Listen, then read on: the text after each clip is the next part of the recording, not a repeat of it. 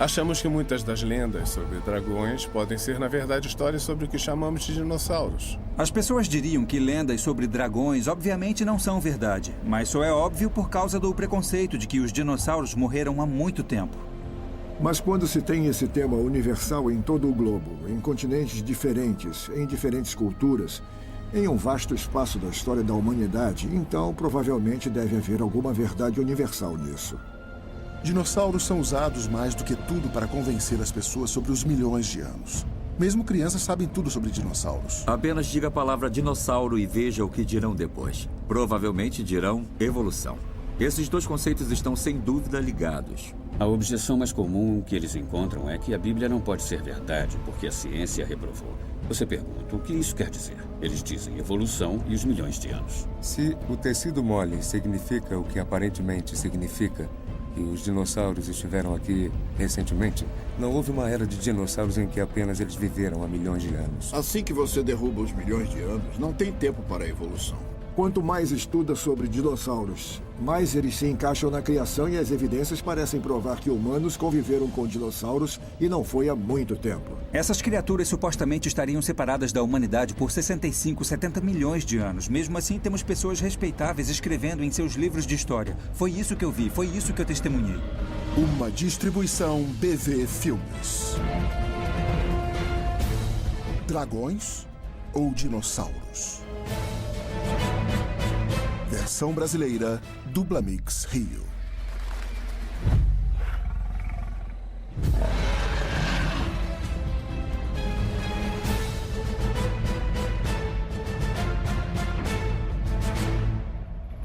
Por que escolheu essa? Ah, é uma boa história. Sabe que todo mundo vai falar, né? Tipo o quê? Tem alguma coisa contra o Danny? Ah, deixa de ser boba. Sabe o que eu quero dizer. Mas, que isso Mas mesmo assim eu vou ler. A decisão é sua, não tem nada a ver. Tá bem. Crianças, venham aqui. Tá na hora da história. Sentem aqui. Encontrem um lugarzinho no tapete. Todo mundo tá vendo? Ótimo. Então, crianças, a história de hoje se chama Danny o Dragão. Obrigado por virem. Por favor, percebam que as opiniões expressadas durante essa história são do autor e não representam as opiniões da Biblioteca Monroe ou de sua equipe. Obrigada, Tony. Quer que eu peça formulário de liberação? Era uma vez, pouco tempo atrás, um dragão chamado Danny. Ele morava numa caverna profunda e isolada junto à costa do mar. Um dia, ele caminhou para longe da água e viu algumas casas e pessoas. Curioso, ele chegou mais perto para ver melhor. Dragões. Só a palavra cria várias imagens e a atenção das pessoas vai direto para os dragões. As pessoas querem saber sobre os dragões. Lendas de dragões são absolutamente um fenômeno. Bom, e há literalmente lendas demais para contar. Elas estão em todas as tribos e nações, todo grupo de pessoas. E você tem elas na China, Austrália, África, Europa, América do Norte, América do Sul, em todos os lugares. Dragões são criaturas muito interessantes. E eu acho que não há uma criança ou uma alma tão morta que não fique fascinada com histórias e lendas de dragões. E o que me chama a atenção é que não é uma lenda regional, não é uma lenda dos chineses e de mais ninguém. Não é uma lenda europeia e de mais ninguém. É uma lenda de todo mundo. Uma lenda, é claro, é uma lenda. Um conto de fadas, mas, na verdade, a maioria dos antropólogos vão dizer que sempre que se tem uma lenda ou mitologia, normalmente algo aconteceu para iniciar esse mito. Então o ponto é que há fios consistentes nessas diferentes culturas. Ilhas dos mares do sul, sul do Pacífico, índios americanos e por aí vai. E quando você encontra lendas similares, isso sugere que uma lenda comum viajou ou essas lendas derivam de um antecedente histórico. Olha, se você acredita que são mitológicos, isso apresenta um problema lógico para nós, porque há uma harmonia em todas as lendas de dragões. E é claro que elas podem se tornar sensacionalistas e muitas religiões pagãs agregaram algum tipo de significado para essas coisas. Muitas vezes na mitologia chinesa, o dragão seria responsável pela maré ou então controlaria as águas ou coisas assim. Mas se nós tirarmos o sensacionalismo, nós temos uma criatura bem real no final das contas. E podemos ver isso no mundo inteiro. É um grande réptil com escamas, muitos deles voam, alguns deles não. mas os que voam têm asas como morcegos. São carnívoros e basicamente podem acabar com você, e é sempre assim, não importa aonde você vai. E isso é extraordinário. Eles parecem com grandes répteis, com longas caudas, com escamas, com dentes afiados, garras, quase sempre 3 garras. Muitos dos dinossauros têm 3 garras como o terópode. Então eu acredito que o que muitas pessoas chamaram de dragões ou traduziram para a palavra dragão realmente reflete uma experiência humana muito difundida entre quase todas as culturas de ter visto, em algum ponto da história, esses répteis muito grandes e assustadores. Você conhece as lendas dos dragões, as histórias desses dragões. Elas sempre falam sobre répteis enormes com dentes afiados, uma coluna espinhosa e eles parecem tanto com dinossauros. É como saber sobre Júlio César ou Alexandre o Grande. Temos que confiar nos registros históricos porque não se pode provar cientificamente que Júlio César existiu. É sempre uma questão de história. Eu acho que com os dragões houve uma ampla disseminação de escritos históricos sobre essas criaturas, incluindo, por exemplo, o calendário chinês, em que se tem 12 animais. E um deles é o dragão. Eu nasci no ano do dragão. Mas todos os animais são tratados como igualmente reais. Então parece que o povo chinês viu uma criatura que chamamos de dragão e que eles chamam de Long. Na verdade, existem muitas lendas com dragões sendo usados para a reprodução. Os chineses têm histórias sobre criações de dragões. Há artefatos mostrando pessoas montando esses animais. É bem notável para muitas pessoas que o povo aborígene australiano tem relatos de seus ancestrais que tiveram encontros com criaturas que hoje qualquer um descreveria como dinossauros, com base na recriação dos cientistas a partir de fósseis. Em um nível pessoal, eu lembro de ter conhecido uma pesquisadora universitária no território do norte, em Darwin, depois de fazer uma apresentação lá há alguns anos. E ela disse que esteve trabalhando com os Laraquia, o povo aborígene local. E eles tinham uma palavra para uma criatura feroz que vivia nos pântanos locais e que costumava aterrorizar os primeiros aborígenes que foram para aquela área de canoa vindo de outra parte do país. E quando essa pesquisadora disse para eles que a palavra claramente significava crocodilo, o povo Laraquia respondeu: "Não, temos uma palavra diferente para crocodilo. Essa outra criatura se parece muito com os dinossauros de seus livros infantis sobre dinossauros."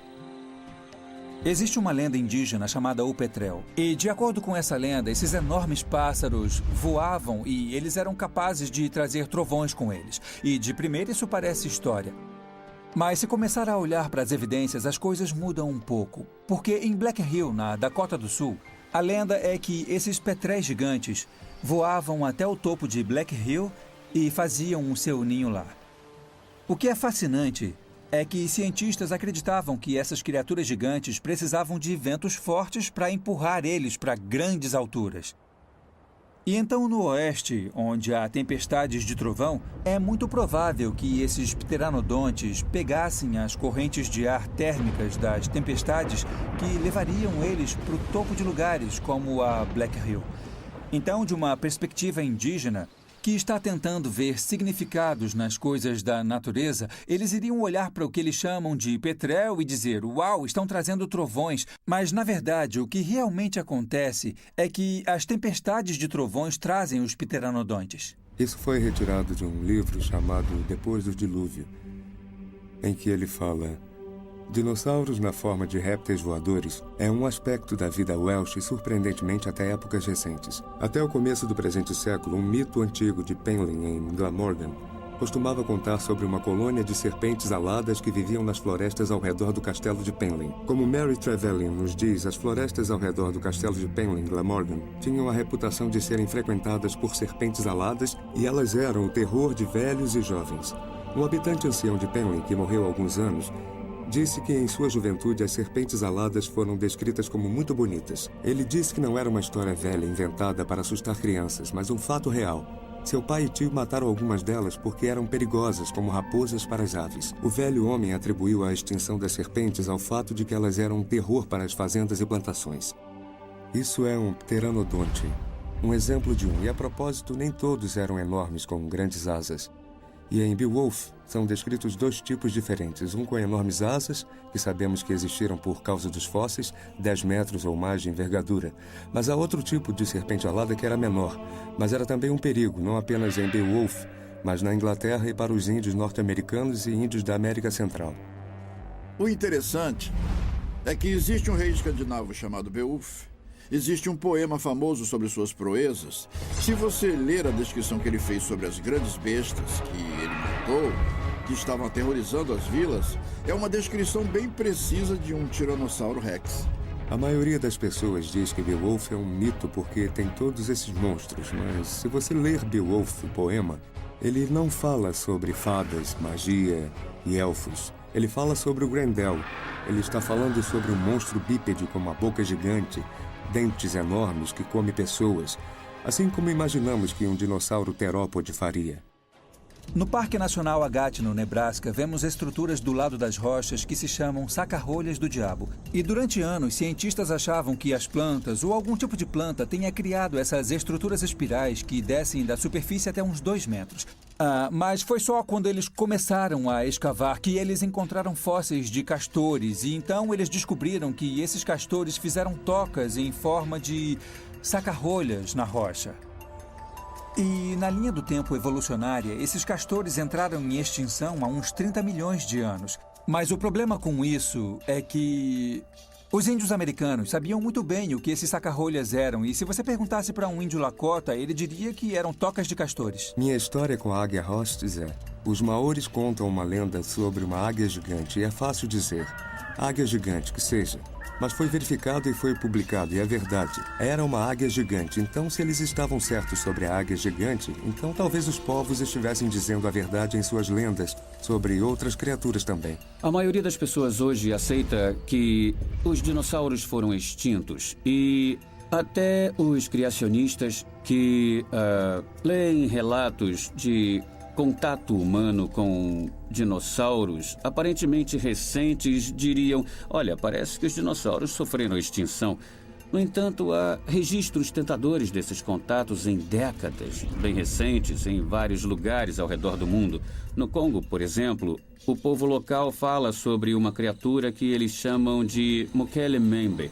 E quando ocidentais chegaram lá com desenhos de criaturas africanas e livros sobre dinossauros, eles apontaram para fotos de hipopótamos ou rinocerontes e o povo respondeu: não, isso não é um Mokele-Mbembe. E quando mostraram uma foto de um dinossauro saurópode em um livro sobre dinossauros, eles apontaram para um pequeno dinossauro saurópode. Outro exemplo que me vem à mente, o Lago Murray, região de Papua Nova Guiné. Algumas pessoas estavam em uma canoa e quando olharam embaixo da canoa, viram uma enorme criatura nadando e que tinha coisas que pareciam placas triangulares em todas as suas costas e chegando até o seu longo rabo.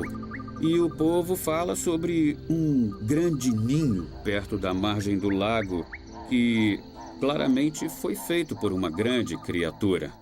Se tivéssemos apenas 1 ou 2 histórias sobre criaturas parecidas com dinossauros, poderíamos achar que é uma coincidência. Mas quando se tem esse tema universal em todo o globo, em vários continentes, em várias culturas, em um vasto espaço da história humana, então provavelmente deve haver algum tipo de verdade universal nisso.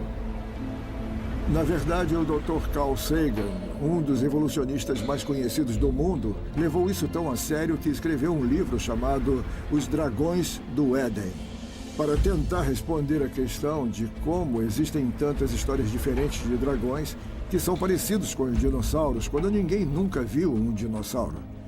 E a resposta que ele dá em seu livro é: nós evoluímos de répteis.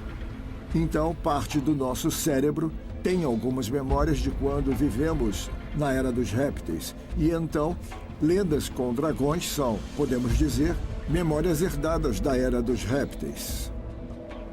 Muitos colegas evolucionistas ficaram em silêncio porque, é claro, não há credibilidade científica para a ideia de que nossas memórias foram herdadas. Que você pode lembrar o que um ancestral fez quando ele estava servindo a Cleópatra ou coisa parecida. Mas a importância dessa pequena questão foi que um dos líderes do mundo evolucionista levou esse assunto tão a sério que tentou explicar, apesar de não ter feito um bom trabalho. Uma explicação bem melhor é que a Bíblia está certa. Homens e dinossauros viveram juntos. E o que vemos são lendas um pouco corrompidas, são histórias um pouco corrompidas de um tempo em que pessoas e dinossauros viveram juntos. Algumas pessoas viram Danny chegando. Ele era enorme, com escamas e uma grande cauda. Eles fugiram gritando, dragão, dragão, salvem suas vidas! E o Danny gritou, voltem! Mas todos só ouviram... E todos saíram correndo mais rápido. Histórias sobre os enormes dentes e garras de Danny logo se espalharam pelo local. Se essas são histórias baseadas em memórias, isso quer dizer que em um momento da história o homem viu os dinossauros. No Monumento Nacional de Pontes Naturais em Utah, há gravuras, petróglifos feitos pelos índios que até um evolucionista, em um livro sobre a evolução, disse que parecia um dinossauro saurópode. E uma equipe nossa foi lá, eles viram, fotografaram, fizeram uma impressão com tecido e parece um dinossauro saurópode. Mas é claro, os evolucionistas disseram, não, deve ser algum animal mítico. Por quê? Porque dinossauros não viveram com pessoas. Como sabe disso? Então, para mim, essa é uma evidência. Quando lemos uma lenda de dragões, muitas das descrições deles encaixam muito bem no que chamamos de dinossauros. E muitas das esculturas de dragões, por exemplo, vemos pinturas de dragões por todo o mundo. Eles parecem alguns dos dinossauros que entendemos que existiram a partir do registro fóssil. A data exata é 1186 d.C. É um templo de pedra que fica no complexo de templos de Angkor Wat, perto do Camboja, e na floresta existem... Tem algumas pedras esculpidas com coisas que são bem familiares para nós, junto com a mitologia hindu e budista. E, de forma proeminente, tem uma que parece muito um estegossauro, de acordo com como foi reconstruído pelos cientistas a partir dos fósseis. E a pergunta se torna... Como as pessoas que esculpiram essa pedra há 800 anos fizeram um estegossauro tão bem feito sem ter nenhum conhecimento sobre o que está nas enciclopédias de hoje? E a conclusão óbvia é que eles conheciam essas criaturas porque eles estavam vivos na mesma época. A menos que estivessem vivos, como saberiam a anatomia correta? Eles tinham que ver para poder... reproduzir corretamente. Esse é só um de mais de 80 exemplos em todo o mundo, em cada um dos continentes em que foi encontrado que humanos e dinossauros coexistiram, porque os humanos reproduziram os dinossauros em alguma forma de arte. Tem uma catedral no Reino Unido, Catedral Carlisle, que existe há muito tempo. E um dos bispos enterrados lá, há 600 anos, mais ou menos, tem no brasão, ao redor do seu túmulo, algumas gravuras de animais, muitos dos quais conhecidos nossos. Mas tem alguns que parecem muito dinossauros saurópodes. De fato, qualquer criança do século XXI os reconheceria imediatamente como sendo um dinossauro saurópode. E então, quando pensamos na visão evolucionista de que os dinossauros entraram em extinção há 65 milhões de anos e vemos esses dinossauros saurópodes gravados em um velho túmulo de 600 anos, como eles chegaram lá? O artefato mais antigo que temos é uma placa de ardósia egípcia que celebra um rei egípcio. E Hieracómpolis é um dos nomes dados a esse artefato. De um lado, mostra o rei agarrando a cabeça de seu inimigo derrotado. E ele está a ponto de cortar a cabeça. Então é uma placa dizendo, vejam como eu sou incrível. E do outro lado tem alguns egípcios com algumas cordas ao redor do pescoço de dois grandes saurópodes. Parece até um livro infantil com apatossauro ou algo assim. Pescoços entrelaçados. E esse tema se repete em dois lugares totalmente diferentes, separados por centenas de anos. É claro que se existem gravuras de dinossauros saurópodes que têm centenas de anos, feitas antes de qualquer cientista fazer a reconstrução com fósseis, podemos dizer que eles só conseguiram fazer isso de forma tão perfeita porque viram as criaturas, ou pelo menos tiveram acesso a desenhos ou descrições feitos por pessoas que viram essas criaturas naquela época. Algumas pessoas olham para o registro fóssil de que a espécie humana e dinossauros viveram na mesma época. Eles veem fotos, veem desenhos, veem esculturas, veem trabalho em metal e tecelagem de indivíduos que reproduziram dinossauros. E os índios americanos é um desses povos que fez isso, principalmente em pinturas e desenhos. Adrienne Mayo, em primeiro lugar, se falarmos sobre o que ela fez nisso, eu acho que temos que dar crédito a ela por ter feito um grande número de pesquisas. Estou me referindo a mais lendas, mais lendas, mais lendas, com descrições do mesmo tipo de criaturas, que eram gigantes, terríveis, lagartos, tinham petréis, tinham monstros aquáticos, com a mesma descrição dada por várias tribos diferentes em toda a América do Norte, mas até mesmo na América do Sul e América Central. Temos essa enorme coleção de lendas com descrição de habitat, descrição de hábitos, atributos anatômicos. De onde tudo isso veio? Algumas pessoas dizem: eu não acredito que os índios viveram com os dinossauros, então os índios partiram na frente e encontraram ossos e foram mais à frente e arrumaram esses ossos com a forma correta e então colocaram músculos e pele nos ossos e então, baseado no que eles conseguiram, fizeram desenhos mostrando como esse dinossauro ou réptil seria com vida. Com todo respeito com a habilidade dos índios americanos, e eles tiveram muitas, eu honestamente não sei se paleontologia era uma delas há centenas de anos. O fato de termos esses artefatos levanta a questão: como eles sabiam desenhar isso? Em outras palavras, se eram mitológicos, então como todos eles desenharam o mesmo mito e mesmo assim estavam separados pelo tempo e geografia? E essa pergunta é difícil de responder porque depende da sua visão de mundo. E se você parar e pensar, se eu me basear nos dados, então parece que sugere na superfície que essas pessoas de verdade, em algum momento encontraram com criaturas que se pareciam com isso. Fui informado que em uma caverna na França tem um mamute aparentemente lutando com um dinossauro e, se for verdade, isso é muito importante, porque apesar de os mamutes estarem em extinção, todo mundo aceita que eles e os humanos viveram juntos, pois às vezes encontramos traços de seres humanos em fósseis de mamutes ou em esqueletos de mamutes nas cavernas.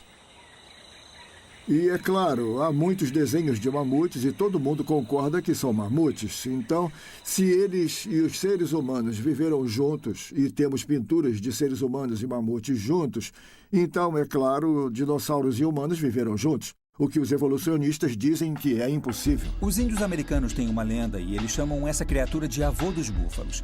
E essa é uma descrição interessante porque você pensa: como o avô do búfalo seria? Com certeza teria muito pelo e se pareceria com um búfalo, mas eles dizem que ele era muito maior. Bom, uma cachoeira foi encontrada em Indianápolis e embaixo dessa cachoeira estavam as presas de um grande mamute. E os índios apontaram para aquele ponto e disseram: é ali que o avô do búfalo vive. E o fascinante é que eles conseguiram descrever a pele, conseguiram descrever as características dos pelos desse mamute. A única forma de saberem isso é se tivessem visto a criatura. E mais uma vez vemos que o tempo evolucionário, que as camadas rochosas representando milhões de anos caem por terra com essas coisas que mostram que pessoas, dinossauros e mamutes e outras criaturas que conhecemos hoje viveram na mesma época. Primeiro temos que entender que somente em 1822 Gideon Mantell e sua esposa encontraram um dente de iguanodonte. E esse foi o início do nosso conhecimento sobre os dinossauros. E os estudiosos modernos vão dizer que foi quando descobrimos eles. O problema com isso é que temos todas essas imagens de povos antigos que tinham conhecimento íntimo dos dinossauros. Desenharam eles em vasos, estavam na cerâmica. E se É verdade que eles não conheciam os dinossauros, então de onde essas imagens vieram? O povo foi até a polícia e exigiu que alguma coisa fosse feita. A polícia reuniu suas armas e seus homens mais corajosos e foram ver o que podiam fazer. Danny estava apavorado. Ele só queria encontrar um amigo. Ele era muito velho e tinha procurado em todos os lugares, mas não conseguiu encontrar ninguém como ele. Era como se ele fosse o último dragão na Terra. É engraçado como os historiadores tratam a história antiga. Porque muitos historiadores antigos escrevem coisas que hoje aceitamos como um fato, como esse evento aconteceu, ok. Mas quando eles começam a falar sobre outras coisas que eles acreditavam que era verdade, não aceitam, por exemplo, Marco Polo escrevendo sobre dragões, Alexandre o Grande falando sobre um lagarto gigante que ameaçou seu exército, e há todo tipo de outros relatos na história. Na verdade, histórias sobre grandes lagartos como bestas e mesmo assim não são consideradas verdadeiras. Existe a interpretação errada de que algumas dessas lendas de dragões, ou todas elas, são só um produto inspirado pelo ópio nas religiões pagãs, e esse não é o caso. Nós temos historiadores de verdade, nós temos Heródoto, temos Flávio Joséfo, temos Marco Polo, e todos eles falam sobre dragões. Heródoto escreveu um relato sobre répteis voadores e ele mesmo foi checar. Então ele mostrou a impetuosidade de um verdadeiro historiador. 400 anos depois, temos Flávio Joséfo, um historiador judeu incrível, também falando sobre a mesma criatura, répteis alados. Temos Marco Polo, que depois de sua jornada para a China, ele descreveu um enorme dragão. Ele fala que o dragão, com a sua cauda, se arrasta pela areia e vai deixando várias marcas. E então chegamos a um ponto em que temos que nos perguntar: todas essas pessoas estão inventando isso? Eles descreveram criaturas que não deveriam estar vivas. De acordo com a teoria da evolução, criaturas como essa deveriam estar separadas dos seres humanos por 65, 70 milhões de anos. Mesmo assim, temos homens respeitáveis escrevendo em seus livros de história: foi isso que eu vi, foi isso que eu testemunhei. E o que viram se parece com dinossauros. Eu acho que devemos aceitar o testemunho desses historiadores muito confiáveis. Eu acho que eles foram muito sinceros no que escreveram quando isso se trata da narrativa histórica. E se eles estavam falando sobre essas formidáveis criaturas, eu não vejo motivo para questionar isso. Se os homens e os dinossauros nunca viveram juntos, mas estão separados por milhões de anos, então diremos que esses homens da antiguidade estavam errados. E eu não acredito que devemos acusá-los, porque são pessoas inteligentes como eu e você. Eles construíram cidades antes do dilúvio. Sabemos que eles tinham instrumentos, eles tinham ferramentas de ferro e bronze. Pense nisso. Antes do dilúvio, eles tinham ferramentas de metal. Isso implica que eles tinham que encontrar os metais, tinham que retirá-los da terra e tinham que fundi-los, assim como fazemos hoje. Então não vamos ousar acusar os antigos de não serem inteligentes e sem tecnologia. A Bíblia usa o termo dragões várias e várias vezes. Fala sobre dragões do oceano, dragões alados, dragões terrestres. E parece que isso se encaixa nesses grandes répteis, incluindo os dinossauros. Faz sentido. Se esses animais eram tão dominantes no planeta antes do dilúvio e com certeza depois do dilúvio, eles teriam sobrevivido na história da cultura. Em 1845, existia um jornal da cidade de Geelong, em Vitória, que publicou um desenho de uma criatura que o povo aborígene local descreveu como um Bunyip. Um termo aborígene comum para monstros e sempre acharam que fosse um mito, mas esse aborígene tinha grandes marcas de garras em seu peito e a descrição que ele deu, provavelmente através de um intérprete na época, foi a base desse desenho no jornal de Geelong e parecia muito com os dinossauros com bico de pato. De fato, esses ossos grandes foram registrados na época. Eles estavam frescos e diferentes dos ossos que qualquer outro animal que o povo conhecia naquela época. E 13 anos depois, do outro lado do mundo, um dinossauro foi desenterrado e foi chamado de Edmontossauro. E quando você olha para a reconstrução do Edmontossauro perto do desenho do Bunyip, feito por um artista para o jornal em Geelong, baseado na descrição dos aborígenes, nota que os dois são bem parecidos. Você tem que interpretar as evidências do presente com relação ao passado. E o que eu diria é que há evidências circunstanciais muito fortes, porque todas as evidências em relação ao passado é como ciência forense. Eles trabalham com evidência circunstancial. Então confirma de forma muito forte a história da Bíblia de que dinossauros e pessoas viveram na mesma época. Com tantas pessoas caçando ele, Danny teve que se esconder. Enquanto corria de volta para o oceano, ele passou por um homem com suas 2 filhas andando pela praia. Ao invés de correr, eles pararam e olharam chocados. O Danny disse: "Oi, tudo bem?" Mas só pareceu um terrível...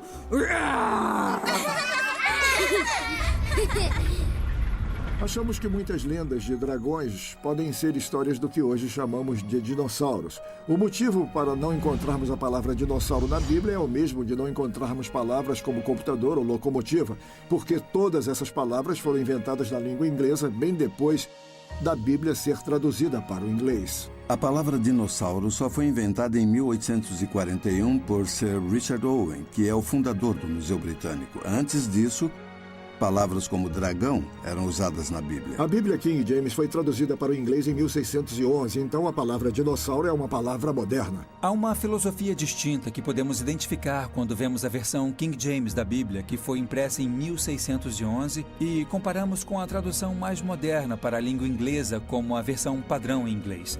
Em 1611, eles usaram a palavra dragão 35 vezes. Bom, no Antigo Testamento, eles usaram a palavra no plural, dragões, 16 vezes. Mas se olhar na versão padrão em inglês hoje, usaram a palavra dragão no plural nenhuma vez. E o que nós podemos ver muito claramente é que sempre que dragão é usado, ele se refere a uma grande criatura viva e real que anda na Terra. A versão padrão em inglês decidiu que essa não é uma palavra que pode ser usada. A maioria das vezes ela é substituída pela palavra chacal, que é como um pequeno cachorro peludo. E há uma grande discrepância entre uma raposa pequena e peluda e um réptil gigantesco.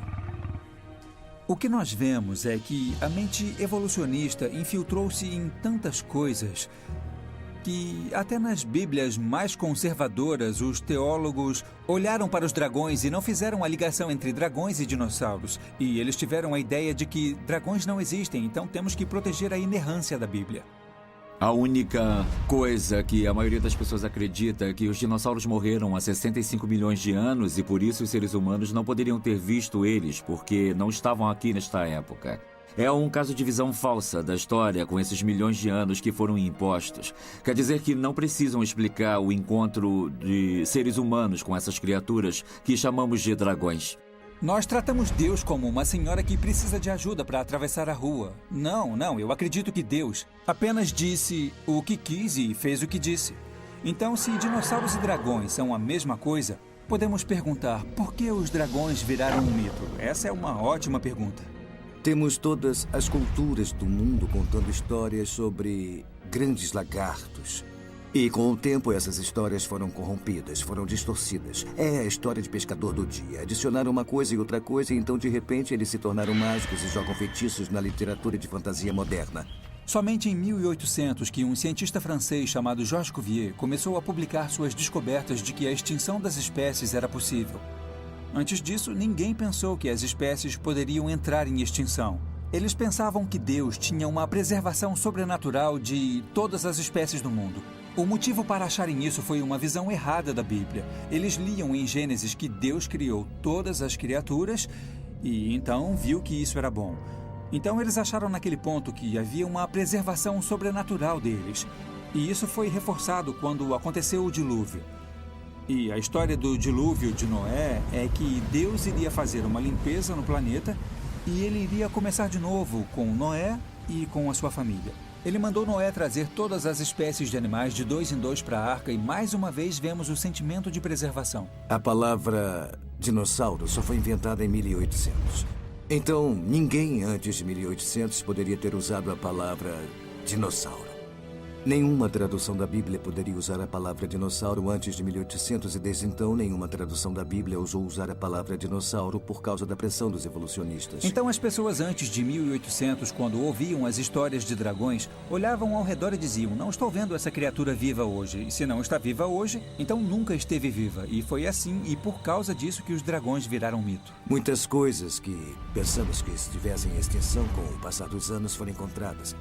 Alguns mamíferos e peixes e algumas plantas. O selacanto foi um exemplo clássico do início de 1900. O pinheiro de Wollemi, que foi descoberto no final de 1900. Então, temos muitas coisas que surgiram que todo mundo pensou que estivessem extintas, mas descobriram que ainda estavam aqui. E na essência não mudaram nada do que supostamente eram há milhões de anos. Há um fóssil vivo australiano muito conhecido. Se chama Pinheiro de Wollemi e foi encontrado em uma área muito isolada, em uma reserva em Sydney, em New South Wales, que rapidamente se tornou conhecida como a árvore dinossauro, porque acreditam que ela é da época dos dinossauros e, pela data inicial dos fósseis do Pinheiro de Wollemi, já era para estar extinto há milhões de anos. Quando encontraram o Pinheiro de Wollemi, pouco tempo atrás, o curador do Jardim Botânico de Sydney aparentemente disse: é como encontrar um dinossauro vivo. Eu acho que ele disse um pequeno dinossauro vivo, porque o ponto é que tem a mesma importância. O selacanto é um peixe. De acordo com os fósseis que foram encontrados desse peixe, os evolucionistas dizem que eles morreram há 70 milhões de anos e eles apareceram há 400 milhões de anos. A realidade é que em 1938, na ilha de Madagascar, pescadores começaram a pegar selacantos. E então, agora, os evolucionistas têm um problema. Se os selacantos morreram há 75 milhões de anos, o que estava fazendo um vivo em 1938? E encontraram muitos outros, alguns deles até estão em aquários hoje. Essa é uma história interessante. Quando estava me formando na faculdade de Minnesota, eu estava fazendo uma aula de botânica. E o nosso professor nos levou para fora do prédio de botânica para prestarmos reverência a uma árvore ginkgo. E ficamos todos em volta, em profunda reverência, olhando para aquela árvore porque nos disseram que podemos ver pelo registro fóssil que ela pertenceu à época dos dinossauros. E até antes. E ela estava ali, viva, e bem do lado de fora do nosso prédio de botânica. Isso não é incrível? E ficamos impressionados. Mas agora que penso nisso, por que o professor não nos mostrou os muito mais abundantes carvalhos e olmos? Por que eles estão no registro fóssil também?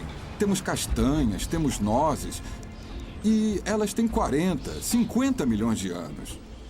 Não, eu não acredito nessas datas.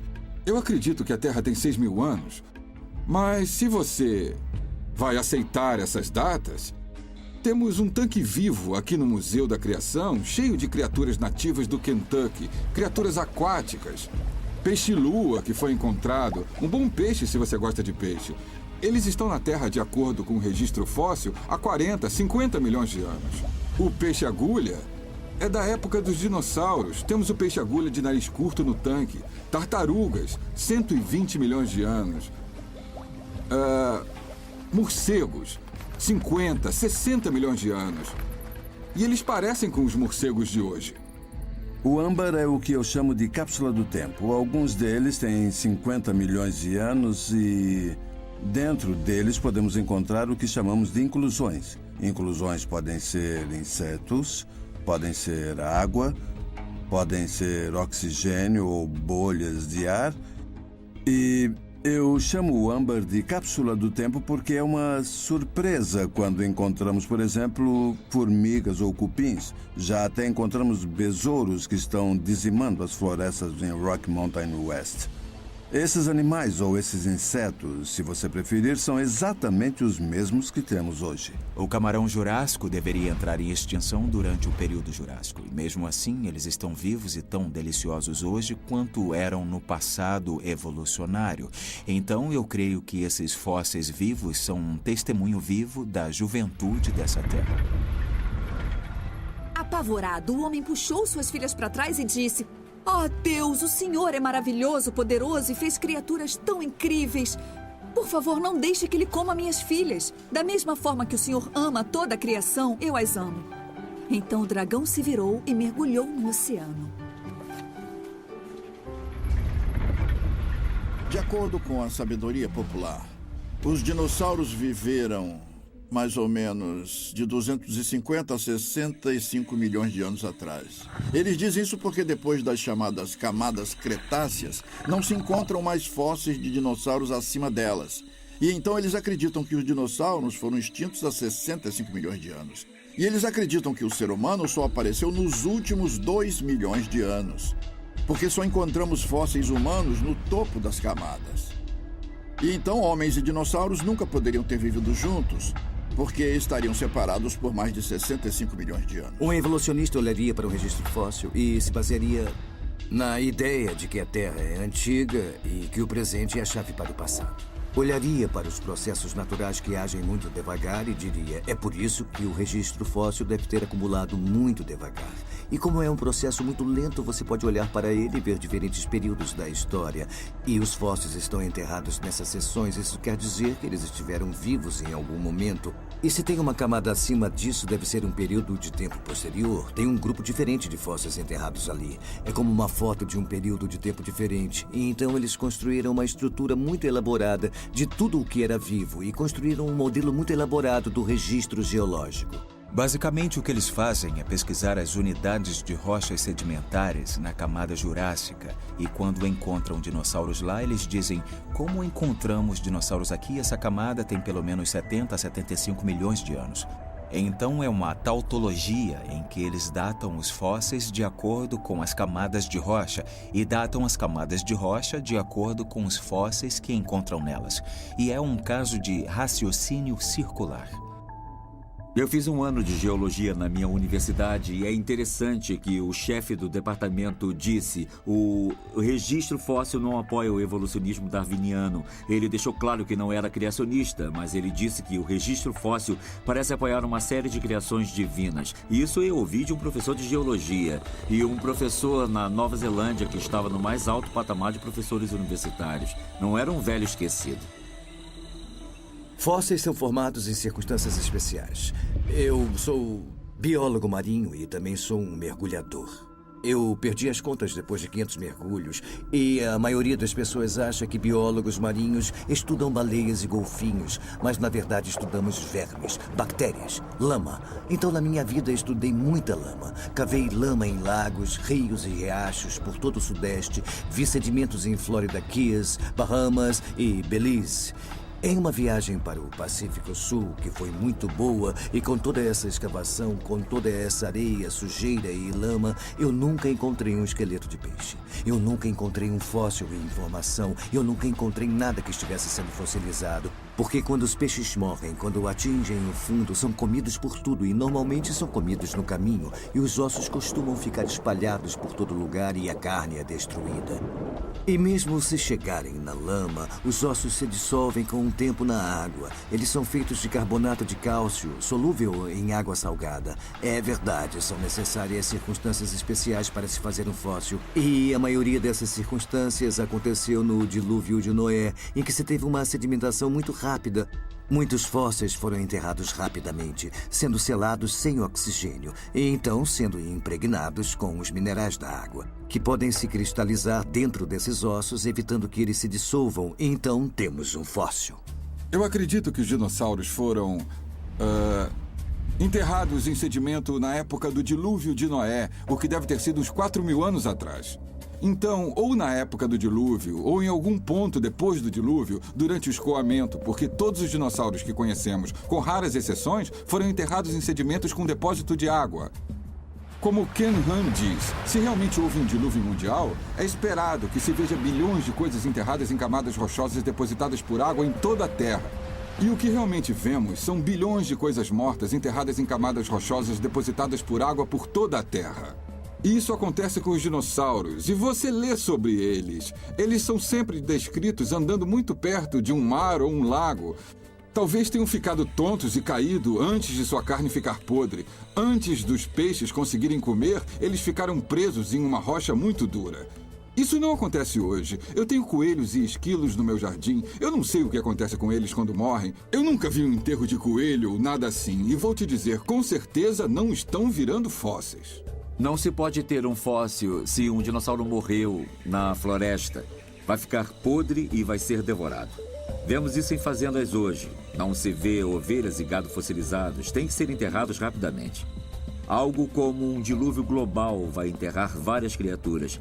E é por isso que encontramos muitos fósseis, cemitérios de dinossauros que se afogaram, cemitérios de iguanodontes, o que faz sentido se acontece uma grande catástrofe, uma catástrofe com água. E é claro, quando se tem uma catástrofe assim, não são necessários milhões de anos para explicar as camadas rochosas. Bem atrás de mim está o que chamamos de fóssil polistrato. Poli significa muito, estrato, camadas, então aqui está um fóssil na vertical. E que tem várias camadas. E qual é a importância disso? Primeiro, a sabedoria convencional aqui na formação Hell Creek é que pode ter levado milhares de anos para se criar 1 centímetro de depósito dessa formação sedimentar. Esse fóssil polistrato atrás de mim vai ficar de pé 100 mil anos. Enquanto lentamente o sedimento é depositado, ele vai ficar de pé? Não.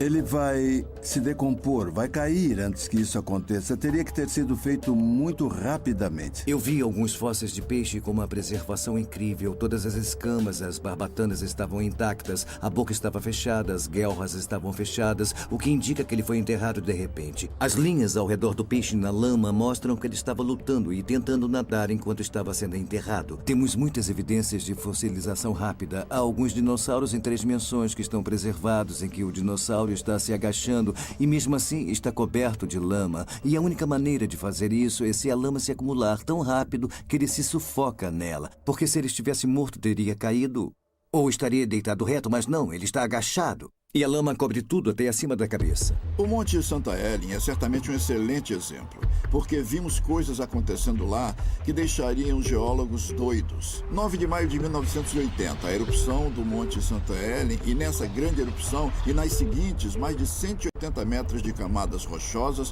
material recente, foram depositadas ao redor do Monte Santa Helen.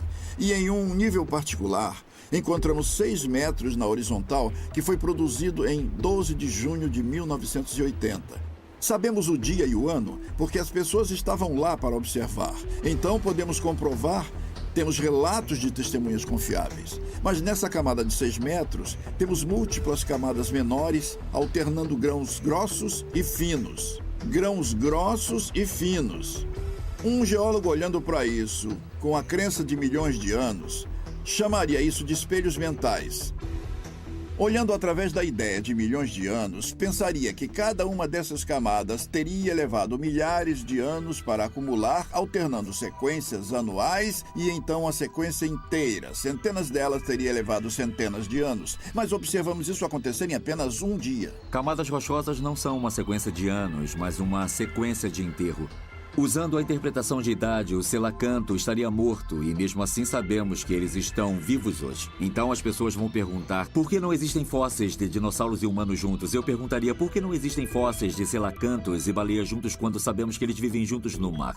É só porque não foram enterrados juntos. Como você explica isso com um processo lento e gradual, com pequenos dilúvios nesses milhões de anos? Só um dilúvio global poderia explicar as camadas rochosas com fósseis marinhos no continente que foram catastroficamente depositados e enterrados e que foram varridos por todos os continentes e entre os continentes. A evidência está gritando catástrofe, grita dilúvio de Noé e por isso grita a Terra é jovem. Datação radiométrica parece ser o eixo da idade da Terra.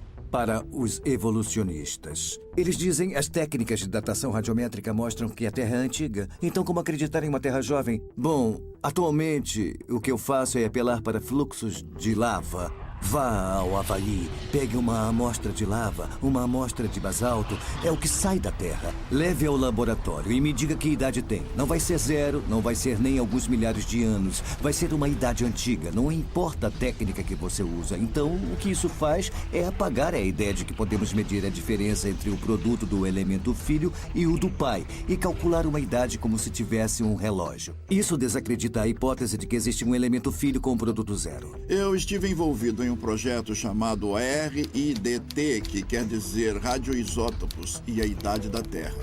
Foi um acrônimo que criamos para descrever, para que as pessoas pudessem entender o que era o projeto.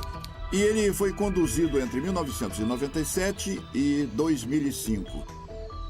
Nós conseguimos evidências animadoras que confirmaram, que nos fizeram chegar à conclusão de que as taxas de decadência nuclear foram grosseiramente aceleradas em algum momento ou momentos no passado. Em algum evento, as taxas de decadência foram aceleradas em uma velocidade tão grande que, essencialmente, se poderia ter centenas de milhares de anos de decadência nuclear medidas pelas taxas que ocorrem hoje, condensadas em algumas centenas de anos. Então, um dos melhores exemplos que temos, e temos alguns ótimos, encontramos pequenos cristais em um granito no Novo México. E, essencialmente, quando o urânio decai para chumbo, o elemento pai urânio decai para o filho chumbo. O subproduto é o hélio. O gás hélio é quimicamente estável. Não reage com outros elementos. É o que chamamos de elemento inerte, ou gás inerte. E como só tem pequenos átomos, ele pode vazar facilmente para fora desses cristais, mas descobrimos que o urânio comandou a datação desses cristais com base no cenário de milhões de anos. Usando a datação com radioisótopos, ele tinha 1,5 bilhão de anos. Mas a maior parte do hélio que tinha sido produzido por essa quantidade de decadência nuclear ainda estava nos cristais. Então, fizemos previsões. Depois mandamos os cristais para um laboratório famoso, que é conhecido por fazer esse trabalho para medir a taxa de perda. E qual foi o resultado? O resultado foi exatamente o que previmos, 6.000 anos. Em outras palavras, enquanto a transformação do urânio para o chumbo levava uma média de 1,5 bilhão de anos, enquanto o urânio estava usando esse tempo, o hélio estava vazando em uma velocidade diferente. Isso quer dizer que, porque conhecemos a lei de vazamentos desses átomos, uma lei da física conhecida que podemos reproduzir em laboratório, o método mais verossímil para determinar a idade foi esse. Um fluxo de basalto que entrou em erupção na margem do Grand Canyon fluiu para dentro do cânion até a base dele. Isso quer dizer que a lava é mais jovem do que o cânion. Mais jovem que a maioria dos sedimentos. E ainda disseram que essa lava é milhões de anos mais velha que o próprio cânion. Realmente levanta a questão: como sabemos que essas técnicas são válidas? Temos outras linhas de evidência, temos 3 ou 4 linhas de evidência que encontramos que apontam para a mesma direção. A hipótese de que a taxa de decadência nuclear é sempre constante e as taxas que encontramos hoje não são verdadeiras. Que elas estavam aceleradas no passado, e isso quer dizer que não podemos confiar nos relógios. Fizemos datação com carbono 14 em carvão e diamante que são muito antigos. Diamante supostamente tem bilhões de anos e mesmo assim encontramos carbono 14 neles.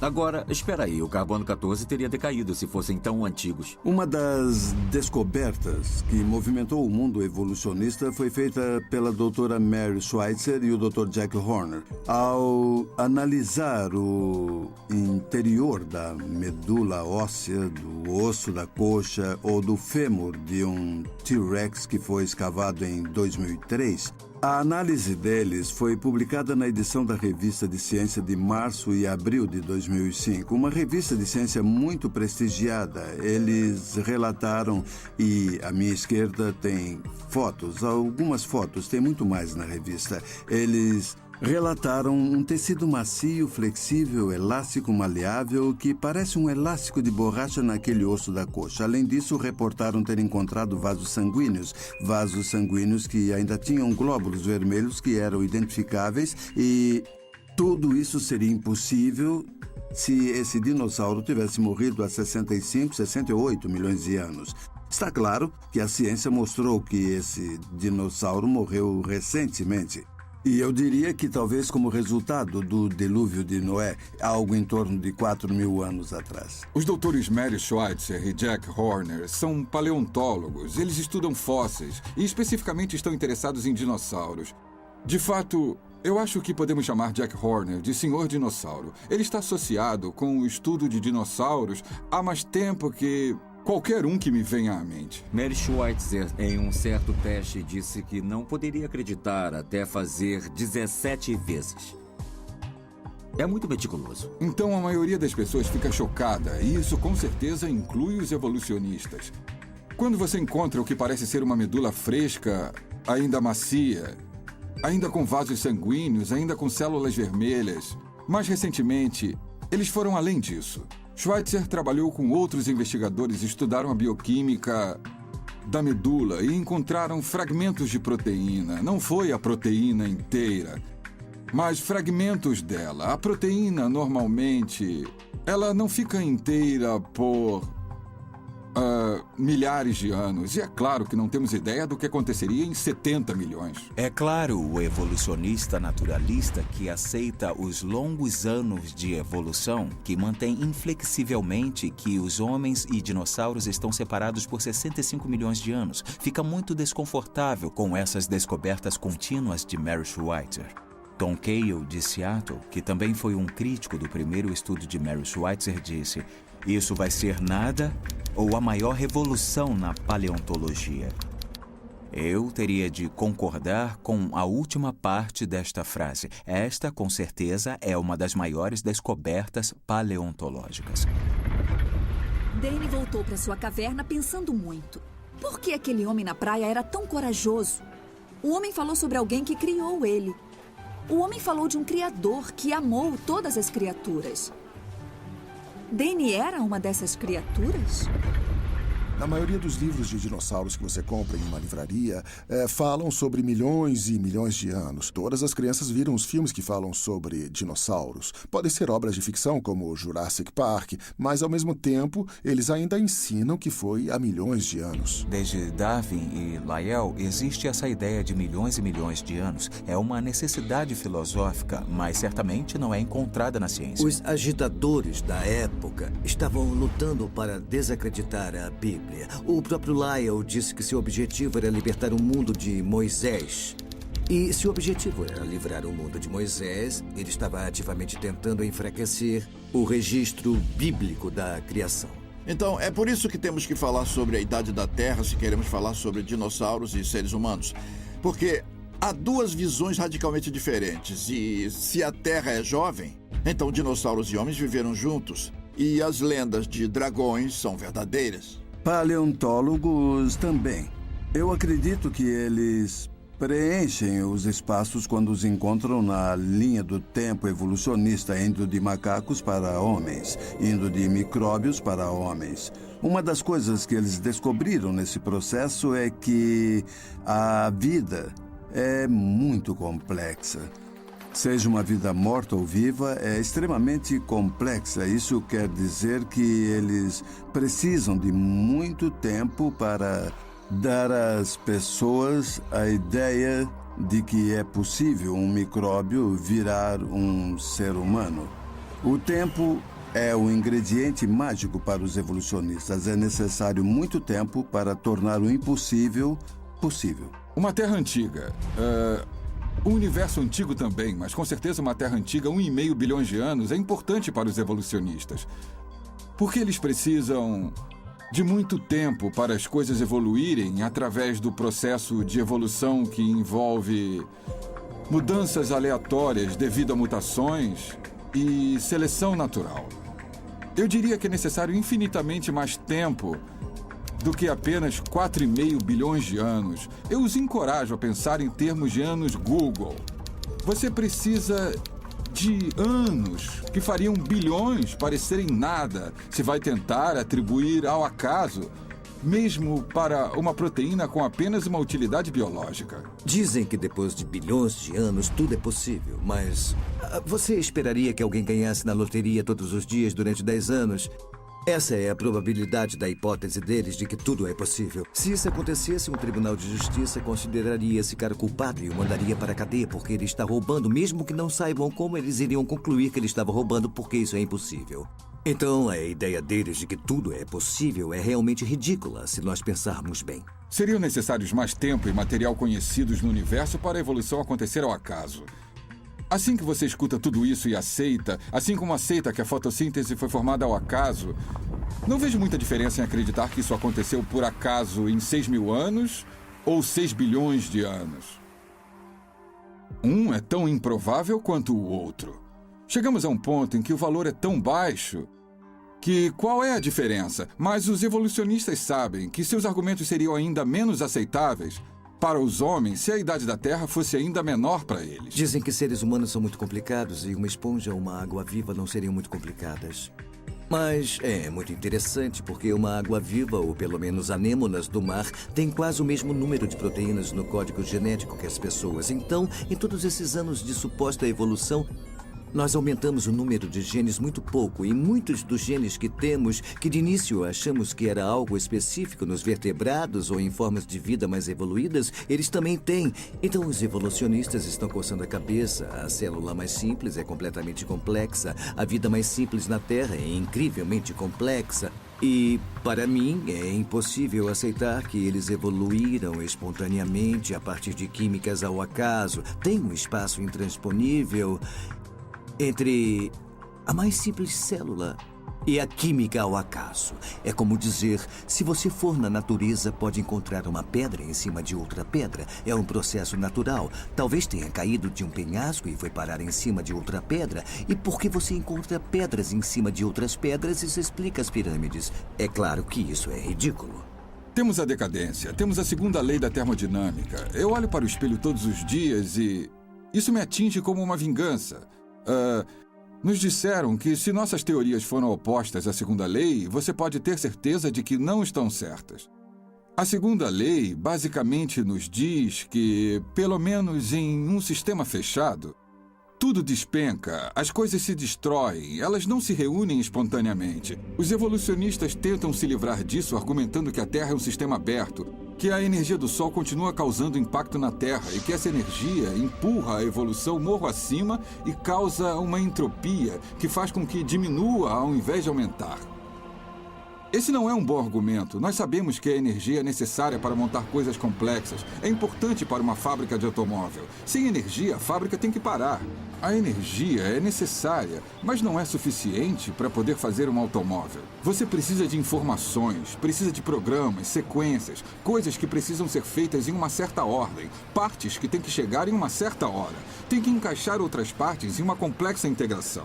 Apenas a energia não é o suficiente para explicar isso. O calcanhar de Aquiles da teoria da evolução é a falta de espécies transitórias. Deveria haver milhões de espécies transitórias.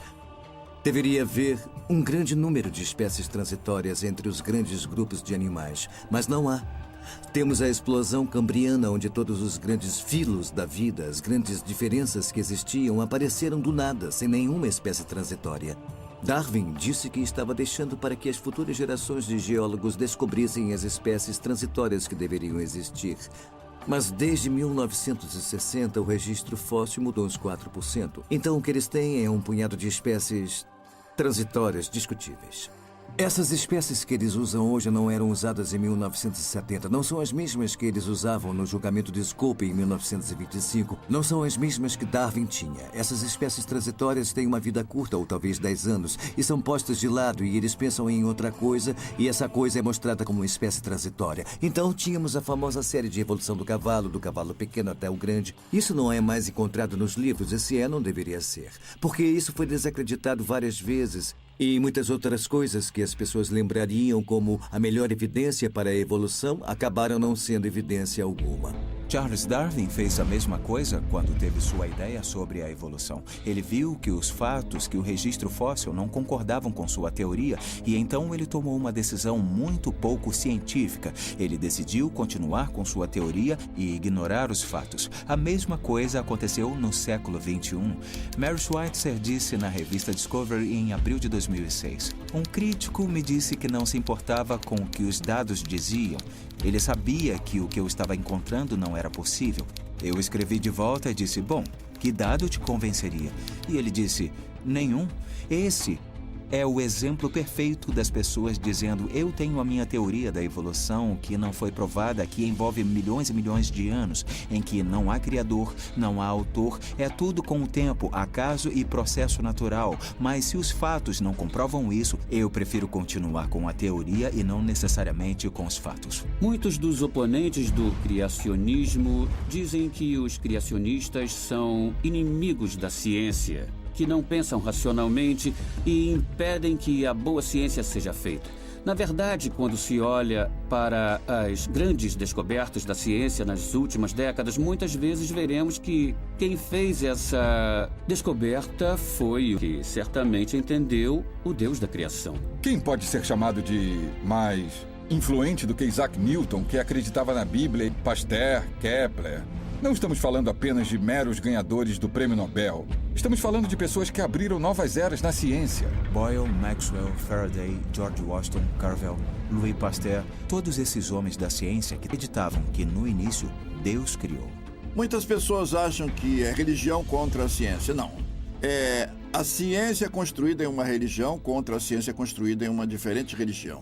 Eu comecei com uma crença de que a palavra de Deus é verdadeira, que temos relatos de testemunhas confiáveis do que aconteceu no passado, por isso eu construo a minha ciência nisso. Por outro lado, um evolucionista acredita em milhões de anos, sem Deus, que tudo aconteceu lenta e gradualmente, e constrói sua ciência nisso. A maioria das pessoas tem que decidir qual é a visão correta. A busca por Danny continuou e os rastros que ele deixou foram fáceis de seguir. Logo, as autoridades estavam procurando na água e Danny teve que sair de sua caverna e mergulhar bem fundo. Mas, de alguma forma, apesar de não ter encontrado um amigo, ele não se sentiu tão sozinho quanto antes. Alguém deveria ter amado ele o bastante para criá-lo. Ele podia ser diferente, mas era amado. Eu acho que o dinossauro é descrito em detalhes mais do que a maioria dos animais na Bíblia. Acho mesmo. Por exemplo, quando você lê em Jó 40, vemos um relato de Deus falando com um homem chamado Jó. E isso foi depois do dilúvio. E ele estava dizendo para Jó, olhe para esse animal chamado Behemoth. Essa não é uma palavra da nossa língua, é uma tradução da palavra hebraica. A palavra hebraica é no plural, porque Behemoth é uma palavra conhecida para besta. Então, Behemoth é a besta das bestas e Deus diz para Jó, contemple isso. Ele esperava que Jó entendesse sobre o que ele estava falando e que criou junto com ele. Então, está implícito que foi criado junto com os seres humanos. E então diz, a besta das bestas junto com os seres humanos. Tudo nele é grande. As pernas são grandes, seus ossos são fortes como bronze e ferro. Ele é uma criatura enorme, chefe dos caminhos de Deus. Alguns especialistas dizem que isso quer dizer que foi o maior animal terrestre que Deus fez. E o maior animal terrestre que conhecemos hoje a partir do registro fóssil são alguns dos dinossauros, como o saurópode, como o sismossauro, e que ele tinha uma cauda como um cedro. Você pensa no cedro do Líbano? Eu quis dizer uma cauda como um cedro. Deve ter sido uma enorme cauda. Muitos comentários bíblicos, por exemplo, a Bíblia Nova Versão Internacional, em suas notas, diz que era um hipopótamo ou um elefante. Mas a cauda de um hipopótamo é um pedacinho de pele e o rabo do elefante parece um pedaço de corda balançando com o vento. É muito difícil saber porque muitos comentaristas, mesmo comentaristas conservadores, estão dispostos a pegar as descrições do livro de Jó sobre essa criatura e tentar aplicar para um hipopótamo ou algum outro animal quando a descrição não encaixa. Eu acredito que só eles sabem o motivo e o Senhor. Bom, talvez isso seja medo de parecerem bobos ou cientificamente simplórios ou qualquer outra coisa, mas está muito claro que a descrição do animal no livro de Jó não é a de um hipopótamo. Quando olhamos para a descrição dessa criatura, parece muito que se encaixa em um brachiosauro ou um apatossauro, um dinossauro do tipo saurópode. Leia a descrição do Behemoth enquanto olha para um fóssil no Museu de História Natural Pittsburgh Carnegie e os membros como grandes barras de ferro. É exatamente isso que parece. Não quer dizer que os ossos são feitos de ferro. Quer dizer que eles eram como grandes tubos de bronze e ferro. E grandes costelas, barriga imensa, cauda enorme. Claramente não está descrevendo um gato. Isso parece um dinossauro. O Leviatã, em Jó 41, não era um dinossauro, porque tecnicamente a palavra dinossauro só se refere a animais terrestres. Então, podemos dizer que é uma criatura que se parece com um dinossauro, que vivia no mar. A Bíblia o descreve como um dragão que vivia no mar. Essa coisa tinha o tamanho de um ônibus escolar e pesava 8 toneladas. E assim como o Leviatã é descrito deixando um rastro de lama, como pedaços de vasos quebrados, esse é o tipo de rastro que um crocodilo faz na lama. Mas não estou falando do crocodilo que conhecemos agora. Se você olhar para essa foto do crânio de um crocodilo dos tempos modernos e o crânio desses sarcossucos, você pode ver a grande diferença de tamanho. E com certeza se encaixa na descrição do livro de Jó, onde ele fala sobre como essa criatura destruiria arpões e flechas e riria dos anzóis e coisas assim. E também o livro de Jó descreve como se ele tivesse fileiras de escudo bem fechados, sem espaço entre eles. E o interessante é que a descrição dos sarcossucos inclui os tecidos que foram encontrados, as grandes escamas, e elas são bem fechadas e têm 0,5 metro de diâmetro, esses escudos do Leviatã. Está escrito que ele respira fogo. Quando as pessoas leem isso, dizem a Bíblia não pode ser levada a sério, porque essa é uma criatura mítica que respira fogo. E eu digo, espera um pouco. Quem disse que animais não podem respirar fogo? Pense nisso. Existe um pequeno besouro que se chama besouro bombardeiro, que pode misturar 2 compostos químicos como a hidroquinona e o peróxido de hidrogênio e jogar gases quentes de 100 graus Celsius e afugentar um sapo. Pense na enguia elétrica, a habilidade de eletrocutar. Pense na naja cuspideira, que usa uma grande quantidade de ar de seus pulmões para criar um efeito de jato em seu veneno que é expelido e atinge os olhos dos inimigos. Você começa a olhar para algumas dessas coisas e pensa, tá bom, é possível que o relato dessas testemunhas tenha alguma evidência por trás? O interessante é que o focinho dos sarcossucos tinha uma bolha, um tipo de cavidade na ponta, e ninguém sabe para que servia. Poderia ser para misturar alguns compostos químicos ou era uma câmara? Um tipo de câmara de armazenamento de compostos químicos para gerar o fogo e a fumaça que o livro de Jó também descreve se referindo ao Leviatã. Temos o testemunho de pessoas que viram dragões no mundo depois do dilúvio, o que mostra que eles estiveram na Arca de Noé. Quando estamos falando sobre dinossauros e falando sobre dinossauros na Arca de Noé, na hora algumas pessoas que não acreditam nisso se utilizam do argumento de que dinossauros são muito grandes, eles não cabem na arca. Mas vamos pensar nisso por um segundo. Primeiro, qual é o tamanho médio de um dinossauro? O tamanho médio de um dinossauro é o de uma ovelha ou de uma cabra. Não é como um grande T-Rex ou com um longo pescoço como o apatossauro. Mas, então vamos olhar para o dinossauro com pescoço grande ou o T-Rex ou qualquer um desse tamanho. O principal que Deus queria fazer era ter 2 dessas criaturas na arca para que, quando o dilúvio terminasse, elas saíssem e pudessem se reproduzir, perpetuando a espécie. Então, Deus deveria querer mandar os mais jovens e a ciência hoje acredita que dinossauros podiam se reproduzir quando tinham 8 a 10 anos. Então, mais jovens, menores, a arca era grande, 140 metros de comprimento. E devia ter bastante espaço para 2 de cada tipo de dinossauro junto com todos os outros animais. Por que eles entraram em extinção depois do dilúvio? Porque o clima mudou depois do dilúvio, o clima ficou muito mais severo, com a topografia diferente. E também eles competiram com os homens por comida e espaço. Muitos animais se tornaram extintos. Eles se tornaram extintos por acaso. Muitos deles morreram durante o dilúvio. É por isso que temos os fósseis. E os sobreviventes, que a Bíblia diz que estavam na Arca de Noé, um barco com proporções gigantescas, podem ter sido caçados pelos humanos, que é por isso que temos lendas com dragões sendo caçados. E a Era do Gelo, que quase com certeza aconteceu depois do dilúvio, não deve ter sido boa para os grandes répteis. Danny encontrou um vale profundo no fundo do oceano e mergulhou nele. Era escuro e difícil de ver, e ele achou que ninguém encontraria ele ali. Até que notou 2 olhos muito grandes olhando para ele. Das águas escuras surgiu outra criatura. Para qualquer um, ela pareceria grande e assustadora. Mas para Danny, ela era linda. E ele disse, eu sou o Danny, quem é você? O que soou como... Mas ao invés de ir embora, ela rosnou de volta. Eu sou Lucy. Eu pensei que eu estivesse sozinha. O Danny sorriu. Não está mais, nunca mais. E no fundo do oceano frio e escuro, os 2 dragões nadaram para viver felizes para sempre. Fim! Se pudessem provar que dinossauros têm 4.000 anos, não seria o fim da evolução. Nada seria o fim da evolução. Então temos que explicar como passamos a existir espontaneamente sem um criador, sem um autor, sem um construtor. Como a natureza criou sozinha matéria, energia, tempo e espaço. Isso deve ser o bastante.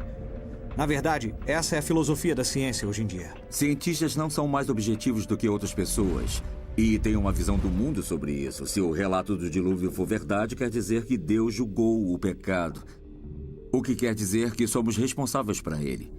E isso é muito ruim para algumas pessoas. Não é uma surpresa para mim tudo que encontramos como evidência de homens e dinossauros juntos. Porque se você acreditar no relato da criação, ele diz que no 6º dia, Deus criou todos esses animais.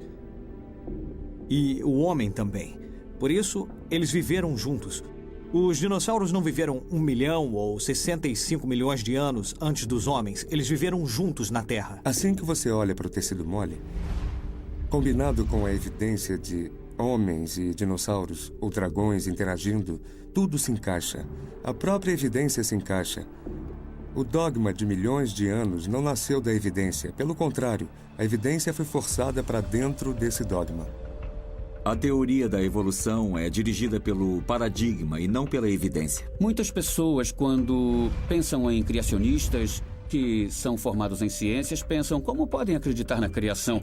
O que eles não percebem é que a criação é um caminho lógico para olharmos para o mundo que temos hoje à luz dos relatos históricos da Bíblia. Tudo faz sentido. Faz muito mais sentido do que pela perspectiva da evolução. O motivo para termos os montes Apalaches e o Himalaia é por causa do dilúvio. E todos os montes que temos se formaram assim. Por que temos bilhões de coisas mortas enterradas em camadas rochosas por toda a Terra? Porque a Bíblia diz que todos os montes embaixo dos céus foram cobertos pela água e todos os animais foram submersos e a água misturou areia e lama e enterrou bilhões de coisas mortas embaixo das camadas rochosas por toda a Terra. Então me apego à visão de que a Bíblia explica o que aconteceu no passado. Podemos testar isso e podemos descobrir que a evidência apoia isso. Na verdade, eu sentia que era alguém especial, porque podia dizer para Deus como ele fez tudo. Eu coloquei Deus em uma caixa e dizia, Deus, você começou assim, mas foi assim que você fez. Você usou a evolução. Mas, quando percebi isso, me senti atingido bem nos olhos. Como fui arrogante. Então, ele começou a me mostrar as evidências. Muitas das evidências das quais já falamos hoje. E essas evidências só serviram para provar que a Bíblia é verdade.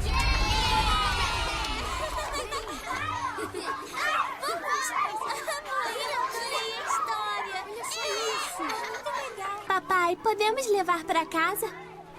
Claro, querido. Vem, vamos pegar outros livros.